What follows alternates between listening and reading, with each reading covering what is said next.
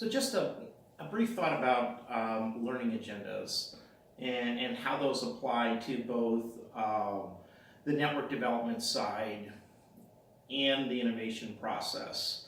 To me, again, I'm not an M&E person, so the folks there are going to have maybe some better ways of talking about it, but just some thoughts from my perspective.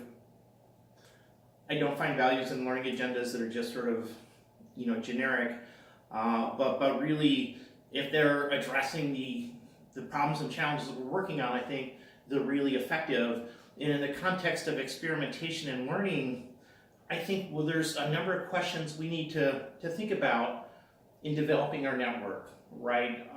And so the idea, the big picture idea is we know the problems and challenges with the civic space in our region are so vast that an individual civil society activist can't solve them. So the thought is, if we have this network that gives resources, that gives, mutual assistance, support, ideas, whatever we think it needs, the thought is this network, the capabilities in it, will be able to address those problems and challenges in the region. So what capabilities do we need to have in this network, right? Who needs to be there? Do you need legal activists or legal advocates? Do you need human rights defenders? Do you need citizen journalists? What are the problems you've identified?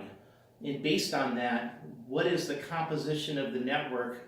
What are the skills and capabilities in the network you need in order to, implement your agenda to address those problems, right? To me, that's what should be guiding the learning agenda on the network side, right? So how well do we interact? What type of interaction do we find valuable? In what ways do we need to do that in order to have this network that's capable, that does its governance processes, that invites new members and connects to the right people, whatever those are, the level of security you need. Those are the type of things I think should be in the learning agenda that should really guide your network development process. And I think there's a different set of questions almost on the innovation side. They're completely connected though, right? So a network event could be an innovation lab, right?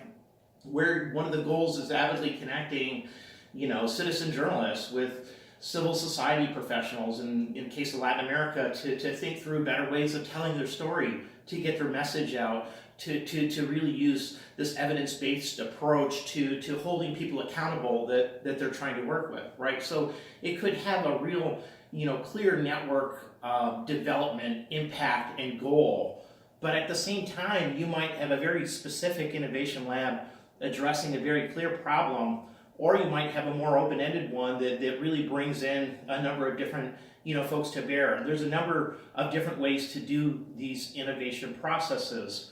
And in fact, they may be different in every region. So for instance, we've realized that Latin America and the Caribbean region have a wonderful set of events already in place that we can leverage, like this FITS event.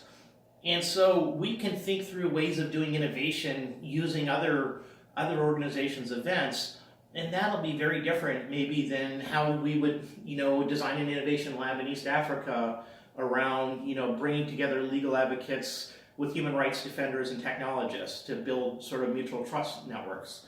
But if we are able to do that in a way that allows that region to think through, here's my end state, here's the goal I'm trying to reach, here's this network I have in place, what are these processes that allow me to take a new idea, to address a problem somebody's identified, to get some different perspectives around it, to chew on it, and eventually come out with a prototype solution that we could test, implement, and if it's effective, expand, region-wide and perhaps even network-wide, right? We'll have a funding process that'll support that I'll do in one more video.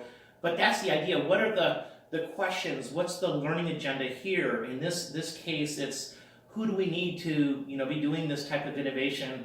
How are what methodology are we using it? Is it similar to what they're doing in Central Asia, for instance? How are we capturing this this sort of these ideas as they move, and what do we do with that information, right? What do we do with the learning?